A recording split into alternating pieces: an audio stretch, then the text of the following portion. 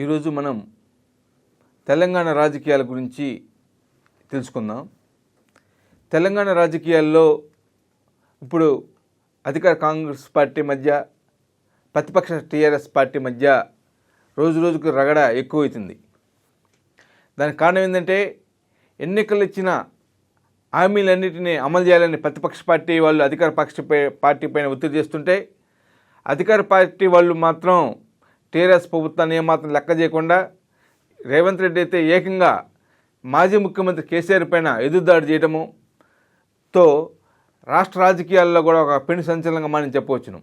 ఈ గొడవ ఏ స్థాయికి వెళ్ళిందంటే సీఎంను మారుస్తారేమో, సీఎం రేవంత్ రెడ్డిని త్వరలో పదవి విస్తృతుని చేస్తారు, అంటే పదవిని దించేస్తారని కూడా నిన్న జరిగిన ఒక ప్రెస్ మీట్లో కొంతమంది ఇష్టాగుష్టిలో కూడా తెలియజేయడం జరిగింది.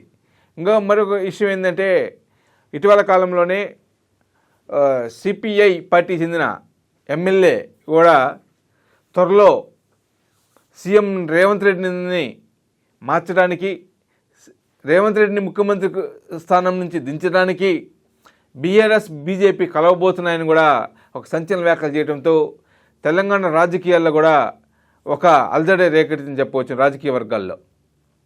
దీనికి వత్తస్సుగా అనేక మంది కాంగ్రెస్ పార్టీ సీనియర్ నాయకులు అయినా మరియు మాజీ మంత్రులు, ప్రస్తుత మంత్రులు కూడా బీఆర్ఎస్ పార్టీకి, బీజేపీ పార్టీకి ఇండైరెక్ట్గా కూడా మద్దతు తెలుపుతున్నారు అనడంలో కూడా ఏమాత్రం అనుమానం లేదు.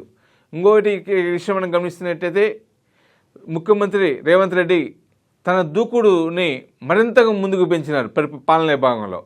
కాంగ్రెస్ పార్టీ సీనియర్ నాయకులు ఏమాత్రం లెక్క చేయకపోవటము, కాంగ్రెస్ పార్టీ మంత్రులను ఏమాత్రం లెక్క చేయకుండా తన నిర్ణయాలనే, తన ఆలోచనలనే నిర్ణయాలకు చేసుకొని పాలించడంతో ప్రజల్లో కూడా అనుకోకుండా విపరీతమైన వ్యతిరేకత వచ్చింది సంవత్సరం కాలంలోనే.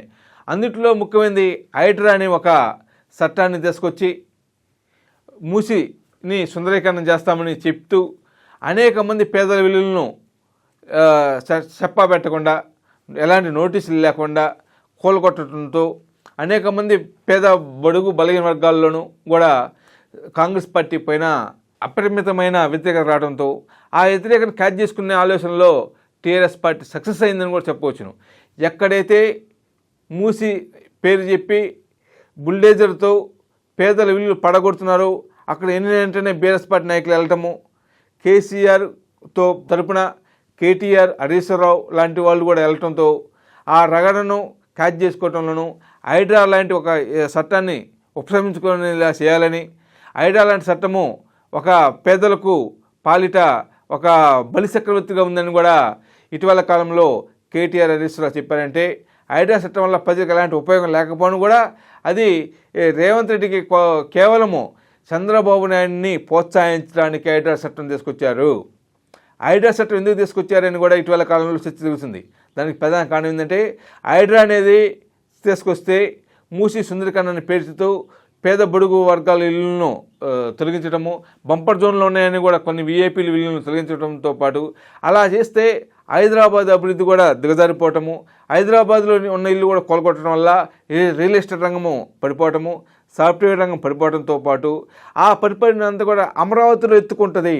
అమరావతిలో కేసు వచ్చింది కాబట్టి చంద్రబాబు నాయుడు సూచన ప్రకారమే హైడ్రాను రేవంత్ రెడ్డి తీసుకొచ్చి అమలు చేస్తున్నారు అని కూడా ప్రజల్లోనూ వచ్చింది. మరీ ముఖ్యంగా బీఆర్ఎస్ పార్టీ నాయకులు కూడా చెబుతున్నారు. దీనివల్ల హైదరాబాద్ డ్యామేజ్తో పాటు అమరావతిని ఐక్య చేయడానికే రేవంత్ రెడ్డి ఉపయోగపడుతున్నారని కూడా ప్రజల్లో, తెలంగాణ ప్రజానీకంలో ఉంది. కేసీఆర్ను ఓడించడం వలన తాము ఎంతో కోల్పోయామని కూడా తెలంగాణ ప్రజానీకం ఇప్పుడే తెలుసుకుంటున్నారు. కేసీఆర్ గారు ఉండుంటే హైడ్రా లాంటి చట్టాన్ని ఉండేది కాదని, కేసీఆర్ ఒక పార్టీని చూడకుండా, ఒక కులాన్ని చూడకుండా, ఒక మతాన్ని చూడకుండా తెలంగాణ ప్రజానీకాన్ని మొత్తాన్ని కూడా పరిపాలన అందించారు. తెలంగాణ ప్రజల మొత్తానికి కూడా సంక్షేమ కార్యక్రమాల్లో అందించినారు. ఎన్నికల్లో చెప్పని హామీలు సైతం అమలు చేసినారు. కానీ రేవంత్ రెడ్డి పాలన మాత్రం ఎలా ఉందంటే కేవలం తెలుగుదేశం పార్టీ అడుగుజాడలు నడుస్తుందని కూడా చెబుతున్నారు. మన ఇటీవల కాలంలో కాంగ్రెస్ పార్టీకి చెందిన హనుమంతరావు లాంటి పెద్దలు కూడా రేవంత్ రెడ్డి లాంటి వాళ్ళు ముఖ్యమంత్రి స్థానం నుంచి త్వరలోనే మార్పు చెందుతున్నారు అని కూడా చెప్పినారంటే హైకమాండ్ నుంచి కూడా రేవంత్ రెడ్డి పాలన పైన ఎంత వ్యతిరేకత ఉందో మనకు అర్థమవుతుంది. ఇప్పటికైనా రేవంత్ రెడ్డి ఈ హైడ్రా చట్టాన్ని అన్నిటిని తొలగించేసి ఈ కులగణ అనే ఒక చట్టాన్ని కూడా సర్వేస్ చేస్తున్నారు, అది కూడా ఆపివేసి అతను ఇచ్చిన ఫోకసింగ్ 5 హామీల పైన అమలు చేస్తూ ప్రజల్లో ముందుకెళ్ళాలి తప్ప ఇదే విధంగా వెళ్తే కాంగ్రెస్ పార్టీకి రాబోయే రోజుల్లో భూస్థాపితం దిగుతున్న అవడంలో ఏమాత్రం అనుమానం లేదు. ఇప్పటికే కేసీఆర్ పాలనలో అన్ని రంగాల అభివృద్ధి చెందిన రంగాలైన సాఫ్ట్వేర్ కానీ, ఫార్మా కానీ, రియల్ ఎస్టేట్ కానీ కేవలం ఒక్క సంవత్సరం వ్యవధిలో రేవంత్ రెడ్డి పాలనలో ఆ రంగాలన్నీ కూడా పడకవేసినవి. ఎలాంటి ఆదాయం లేకపోవడంతో ప్రభుత్వ ఉద్యోగులకు కూడా జీతాలు ఇవ్వలేని పరిస్థితులు కాంగ్రెస్ పార్టీ ప్రభుత్వం ఉందని కూడా రాష్ట్ర ప్రజానీకరణ మొత్తం తెలిసిన అక్షర సత్యము. రేవంత్ రెడ్డి కేవలం 5 హామీలపై దృష్టి పెట్టి, అదేవిధంగా ప్రజా సంక్షేమంపై దృష్టి పెట్టి, ప్రభుత్వ ఆదాయ వనరులపై దృష్టి పెట్టాలి తప్ప ఎలాంటి హైడ్రా చట్టం కానీ కులగణన వల్ల కానీ ఏమీ వరగదనే విషయాన్ని కూడా తెలుసుకోవాలని కూడా తెలంగాణ ప్రజానీకం రేవంత్ రెడ్డికి ప్రత్యక్షంగాను పరోక్షంగాను తెలియజేస్తున్నారు. ఇప్పటికైనా కాంగ్రెస్ పార్టీ హైకమాండ్ కానీ, కాంగ్రెస్ పార్టీ పెద్దలు కానీ, కాంగ్రెస్ పార్టీ సీనియర్ నాయకులు కానీ, సీనియర్ మంత్రులు కానీ రేవంత్ రెడ్డి పాలనలో తీసుకున్న అసాంఘిక నిర్ణయాలు కానీ, అసమర్థ నిర్ణయాలను కానీ అమలు చేస్తే రాబోయే రోజుల్లో కాంగ్రెస్ పార్టీ భూస్థాపితం కాకుండా కాంగ్రెస్ పార్టీకి మనుగడ అనేది ఉండదని కూడా తెలంగాణ ప్రజానికి విస్తరిస్తున్నారని కూడా చెబుతున్నారు. ఈ అవకాశాన్ని చూసుకొని ఇప్పటికే కేటీఆర్ వచ్చేది బీఆర్ఎస్ పార్టీ అని, ఈసారి బీఆర్ఎస్ ప్రభుత్వానికి 30 సంవత్సరాలు ఏకంగా పాలిస్తుందని కూడా హరీష్ రావు, కేటీఆర్, కేసీఆర్ లాంటి పెద్దలు గంటాపదంగా చెబుతున్నారంటే రేవంత్ రెడ్డి చేస్తున్న అనాలోచిత విధానం వల్ల పాలన వల్లనే వాళ్ళు అలా ప్రకటన ఇస్తున్నారని చెప్పవచ్చును. ఆ ప్రకటనలన్నింటినీ కూడా ప్రజలు గమనిస్తున్నారు కాబట్టి మళ్ళా కేసీఆర్ ఉంటే మనకి బతుకులు బాగుపడతాయి, కేసీఆర్ వల్లనే మంచి మనకి జరుగుతుందని కూడా తెలంగాణ ప్రజానీకం భావిస్తానని చెప్పడంలో ఏమాత్రం అనుమానం లేదు.